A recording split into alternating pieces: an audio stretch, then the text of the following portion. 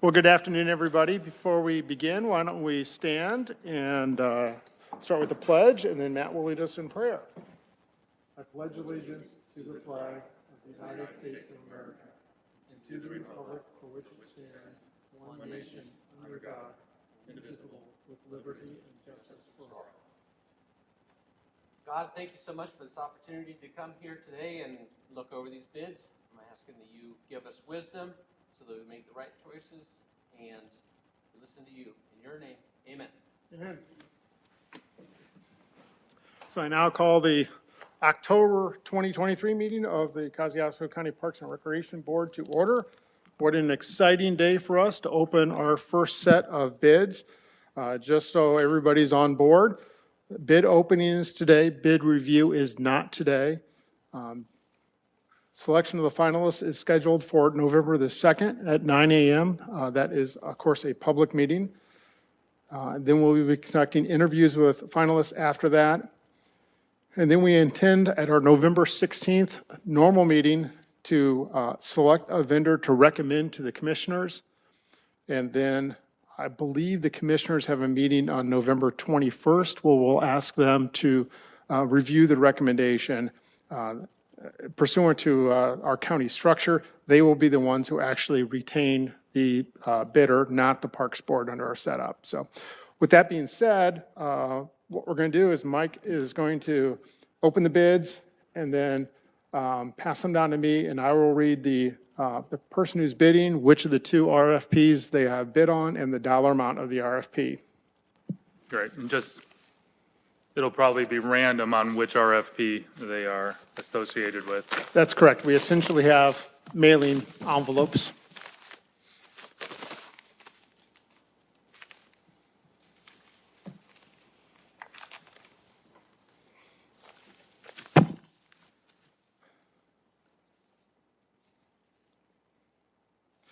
So this envelope is from the Troyer Group.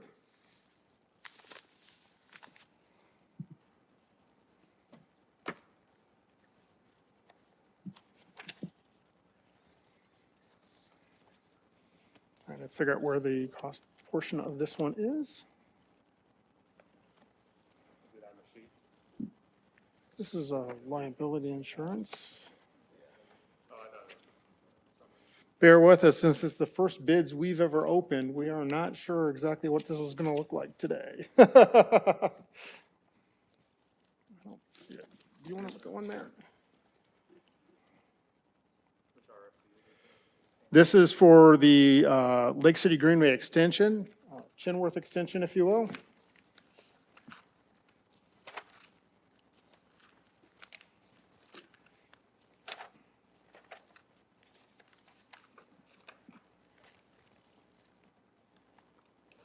Doesn't seem to be in the book.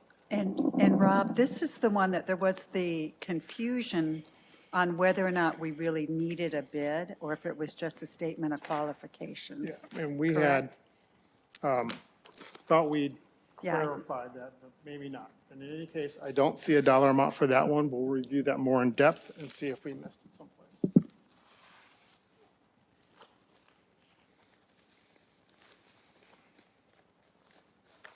Also from the Troyer Group. Looks like the proposal might be in there.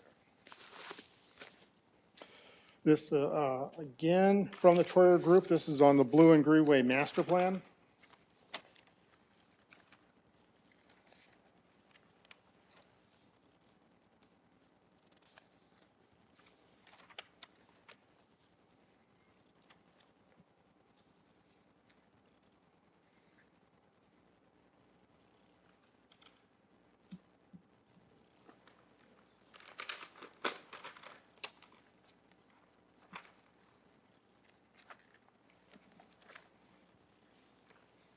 And again, I'm not seeing the cost estimate in there. It may be in there, I just may not be seeing it.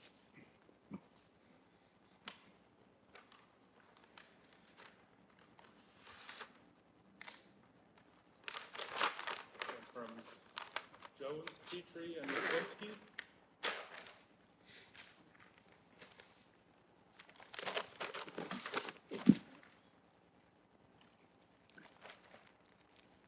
Looks like we have a USB stick in that. just fell out.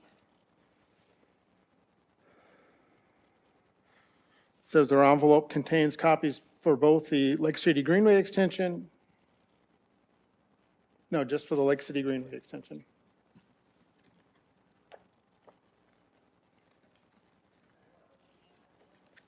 This is JPR, Jones, Petrie, and Rafinsky.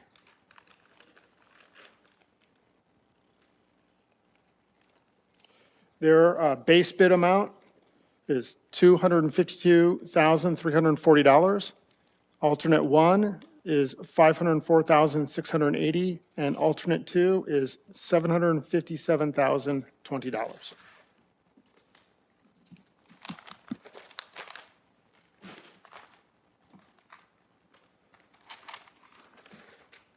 This one says it's for the Lake City extension. Electronic copy.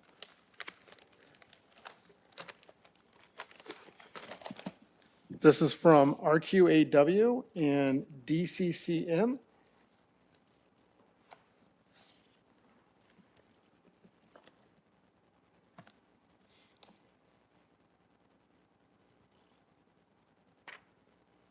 Hey, Agnew, does it make sense for you to look through some of these with a little more time to see if you can see the amount?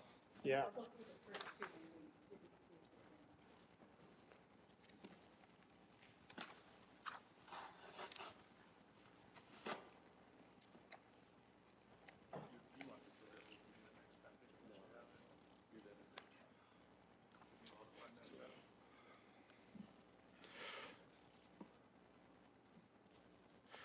So RQAW included both the design services and construction.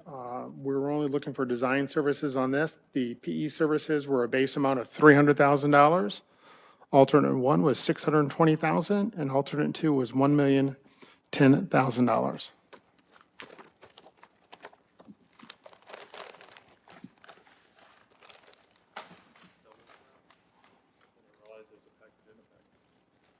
It's like Christmas. Reason she gave me scissors, I think. I think she's done it before. If you know me, I could very well cut through the actual proposal.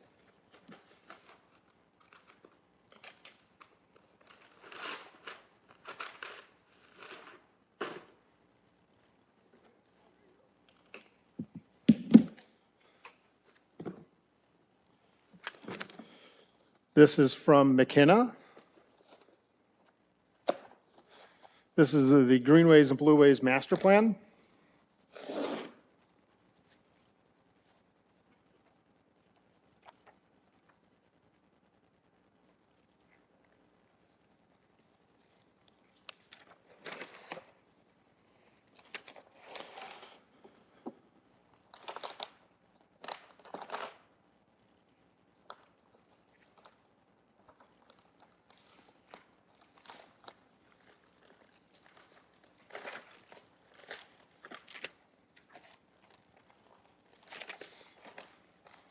They did attach the attachment C cost of proposal form template to this. It does not have the total added up on it that I can see. If anybody wishes to add it, existing condition analysis of 25,000, meet with the public, 16,500, develop draft plan, 24,000, meet with the Parks Department and public, 9,500, develop priorities and final plan, 18,500, and other 93,500. It is possible, looking at this, that the 93,500 might be the cost. But we will look closer at that. For the master plan?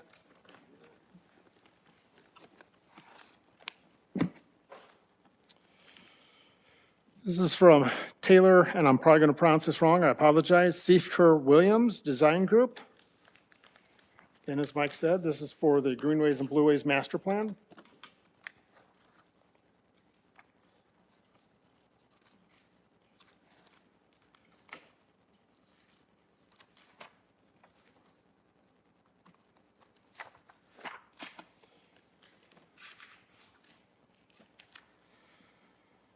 So attachment C has a range of expenses. It does not have a total that I see. Existing conditions range 12 to 18,000. Meet with the public range 24 to 36,000. Develop draft plan 20 to 30,000. Meet with the Parks Department of Public 18 to 12,000. And develop priorities and final plans 16 to 24,000. Key factors, and some of these are just the number of meetings and the level of detail required.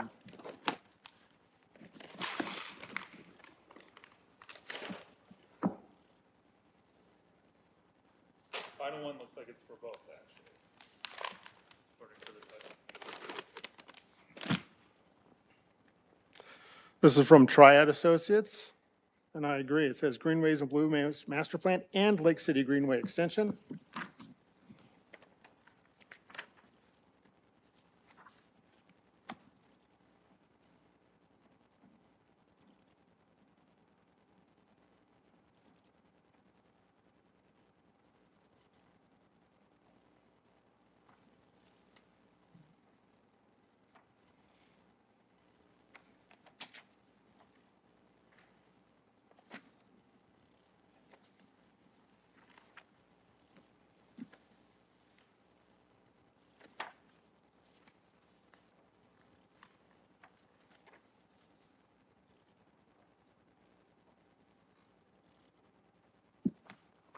I do not see costs in my review.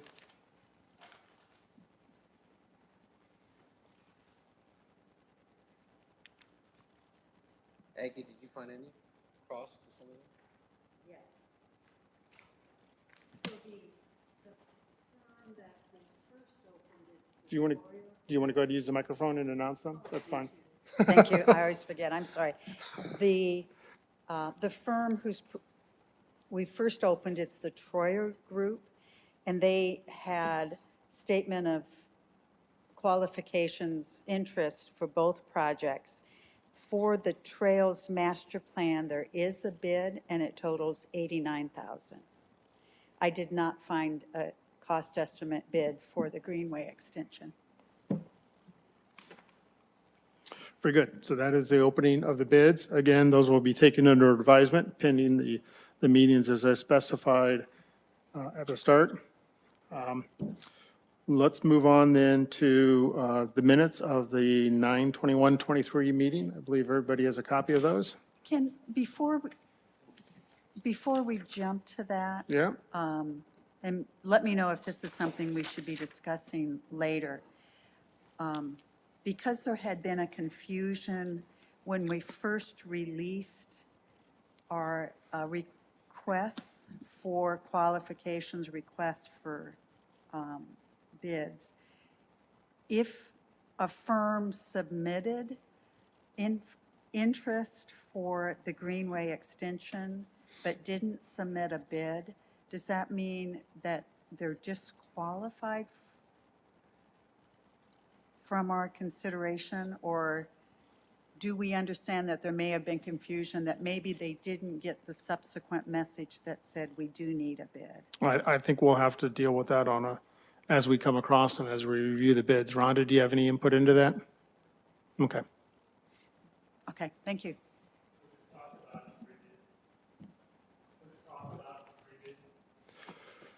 It was talked about a concern on the pre-bid, and I did send out an update on cost estimates, but I think it was dealt more with the Blue Way Greenway. I think we can deal with this as part of our meeting with the vendors as well.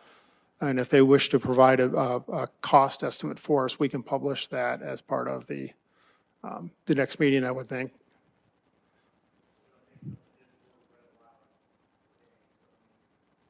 Yeah, that's true.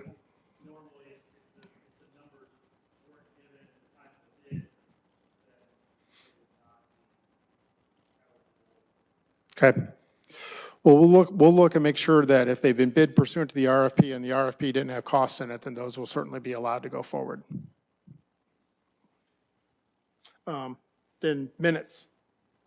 Any, Motion that we approve. I'm sorry. Second. Yep, motion we approve. we have a motion and a second. Any further discussion? All those in favor say aye. Aye. All those opposed? The ayes have it. Further business, I know that, excuse me, Aggie wanted to talk a little about the IPRA meeting she went to. Well, Sure. That was, well, it was IPRA, correct? But it was a Trails Alliance Yeah. type meeting? Yeah. I did some written notes, so let me, for those of you on the park board, here's the copy. And I gave a copy to Rhonda. There's just a few more if others in the room would be interested in receiving a copy of these rough notes, a little bit of editorializing by me in them. But so the Trails Gathering was held in Goshen on the end of September, on the 28th and 29th. It is through the IPRA, if I think, the Indiana Parks and Recreation Association. And some of us on the board have attended other activities that they've done. The Trails Gathering, because it was so specific to trails, and that's so much of our focus here in our beginning years, I thought it would be interesting to attend, and I was fortunate I had the time open. It was a 2-day event. I only went for the first day. The second day was a ride on the pumpkin vine and a discussion of the pumpkin vine story in more depth, and I wasn't able to participate that second day. The others from our county that were able to attend were Fred Helfrich with Ride Walk Committee, and I had thought maybe Fred would join our meeting today, but I don't see him here. And then also from the city of Warsaw, Jackson Longenbaugh, who's a relatively new assistant city planner. So the three of us got to sit together, and that was kind of fun. In the first day that I attended, and I was there most of the day, Fred was able to be there the whole day, there were about 13 to 15 different people that presented, some of them on panels, and it was pretty interesting. There were a few things that I took away. The first, and it was mentioned in the morning, the Pumpkin Vine Trail has just been completed. You know, there was that missing segment that I think is now open, but It the is. end of August. It is open. The end of August, it was not yet open, but it is now. And it took 33 years to complete the pumpkin vine. So I think all of us sitting on this Parks Board are anxious to get something new done and get past planning. And I thought it was really interesting to realize, wow, you know, this Pumpkin Vine Trail, which is such an important trail in our broader community, 33 years is a long time. So just that recognition of many of you have been working on trails in this county for a long, long time, and it takes a while. I'd also look at it, I'm glad someone started it 33 years ago and we have it today, so. Exactly, exactly. And I was chatting with Fred recently, and he was able to talk to a woman with the city of Goshen, and they're talking about some extensions from the pumpkin vine going south. So she made sure that there would be connections with our county as they look at anything in additional. And she understands that we're interested in connecting up to them eventually. The Indiana Department of Natural Resource staff were there, those folks that work with trails, and gave some updates. One was an update on the Indiana Trails Program. The information they provided, it was interesting, but it wasn't new information, and it's posted on their website. But I did think it was of interest to know that in the 2023 round, and proposals were due in the spring, that the proposals totaled $6.46 million and $1.6 million was awarded, so very competitive. And most of the trails that received funding through the Indiana Trails Program in the last round are not super long trails, but half a mile to a mile and a half long. The next update was on the Next Level Trails Program, which has provided much more funding in our state for new trails than what the Indiana Trails Program is able to do. And I was able to get some background on that I hadn't been familiar with, but the rest of you may be. So there's been 4 rounds of funding for Next Level Trails. The initial 90 million came from the toll road lease renegotiation. 60 million has come from ARPA, American Rescue Plan funds, and 30 million this past year in a general fund allocation. It's not known whether or not there will be any Next Level Trails funding in the future. It's been a project that Governor Holcomb has supported in a very significant way. And it was pointed out that in the legislature, there's a bipartisan legislative trails caucus. And it would be important for those of us that can advocate to advocate on behalf of trails and work with our representatives to support continued funding for the Next Level Trails program. Because of the restrictions with the ARPA funds, most of the 60, or a big portion of the ARPA funds have gone into the Monon South project, which allowed acquisition of the railway and then plans to do work on it, which is underway. But because of timelines for when those funds need to be allocated, rather than doing an extensive RFP process, they said if we put this into one major project that is really important, we know we can get it done in the funding timeline. But there, of the funds that were that are being allocated in 2023 that are general fund dollars, legislatively appropriated, those were the ones that the proposals were due August 1st. And of course, we as County Parks and Rec didn't submit a proposal, but some of the entities within our county have. I'm not sure how many, but we did at least 2 letters of support. And what was shared is that 92 million has been requested, and 1/3 of that is for local initiative trails. There's also regional trails, but none of them crisscross Kosciuszko County. So our area is only the local initiative trails. And the average local grant request is 800,000 to 1.2 million. Now, on the Next Level Trails, I've got the data, but if I remember right, it's like a 50-50 grant to match opportunity. There was some interesting information on blueways, so flowing waterways, and one of the presenters is with the Northeast Indiana Water Trails. And she had indicated, Kyle, that our county is covered by them, but then I actually don't think they are, because when I went to their website, I didn't find that. But they do cover like a 10-county area.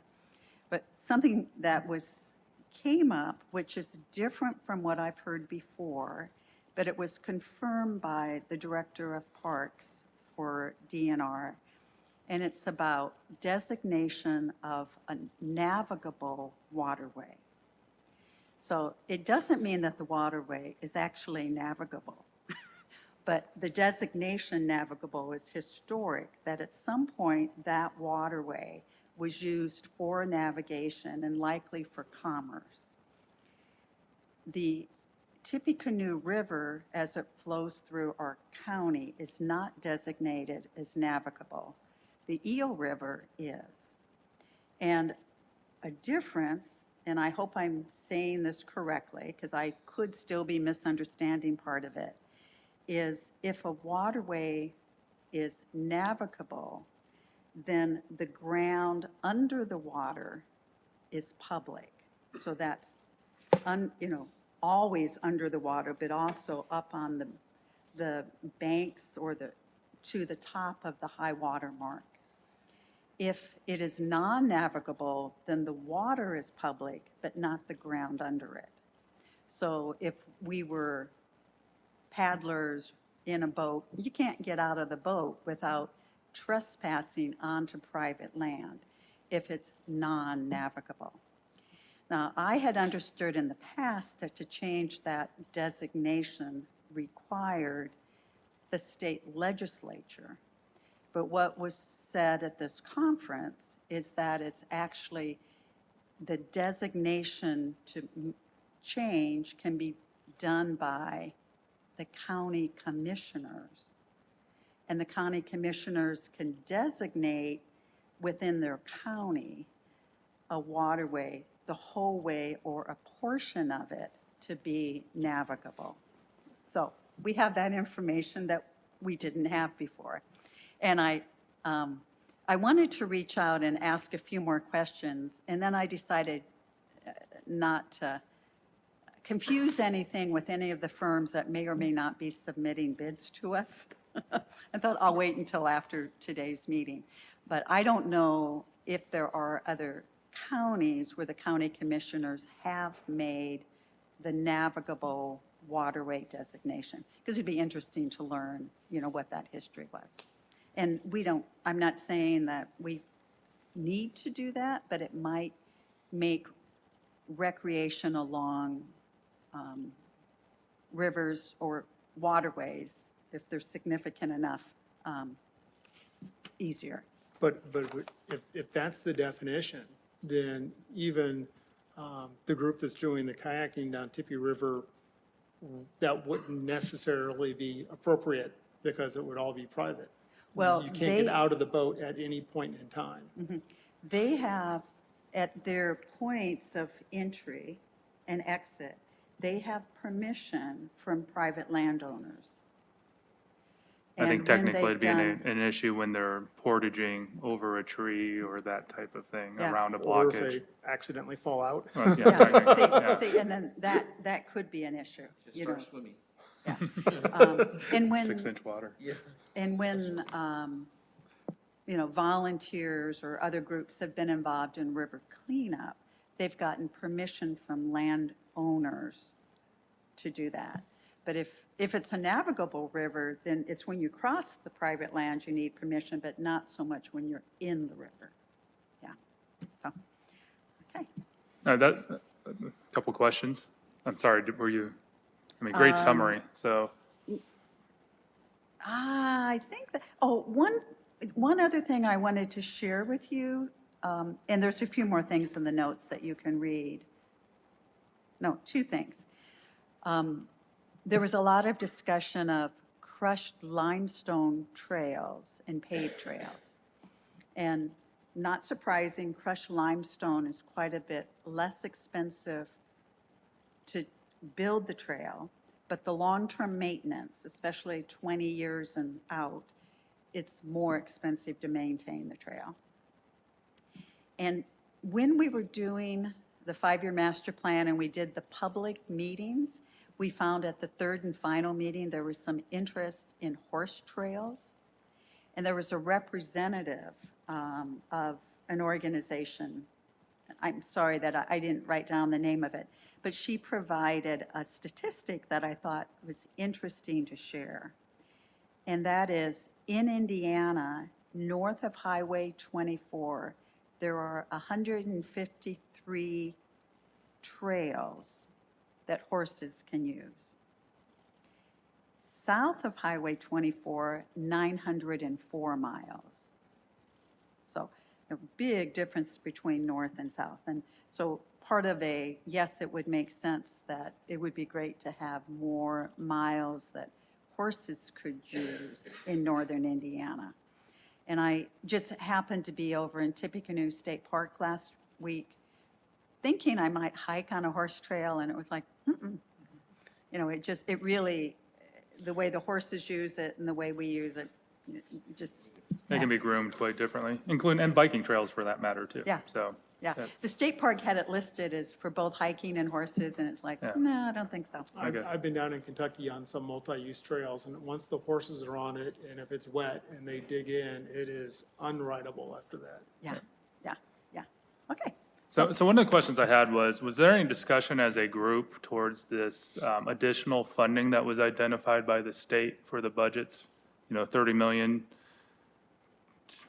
yeah, for the Northeast region, I think 30 for the North Central, and even the orthopedic one. Was there any just discussion on working together or putting proposals together for perhaps accessing those funds for trail development? Nothing was said. Okay. At least nothing was said to the whole group. There could have been side conversations, of course. Yeah, okay. That was it? That was it. Okay. Anything else on your update? Well, I can tell you that at the behest of MACOG, I was up in Oakwood Resort last Friday before. MACOG led a presentation about really where the Parks Board started through the Ford Kosciuszko plan.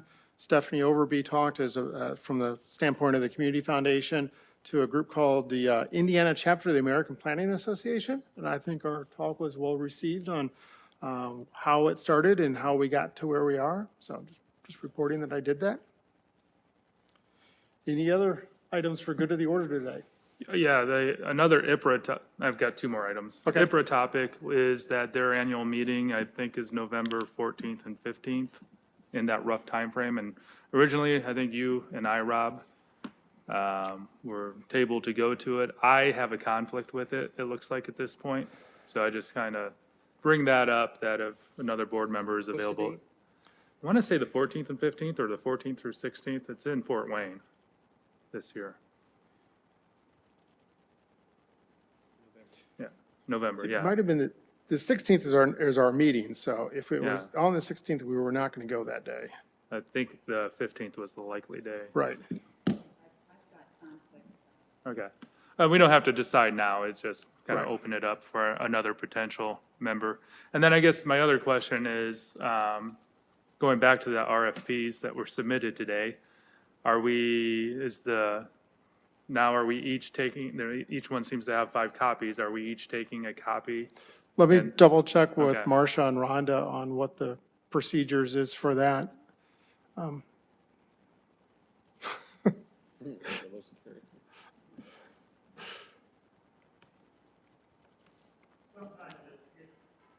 they are public record now, and there's, like, when we open up it, normally for business commissioners, we do allow it for anybody here who want to look at those Okay. directly after the meeting, go back there on the table, we want to do that here. Just if somebody wants to look at something, they're allowed to do that, and then, from there, I mean, it is public records, I mean, I think they can be distributed as part of the lawsuit, if you guys want to pull through them. But I think at that point, it's just a matter of coming back with recommendations at a later date. Okay.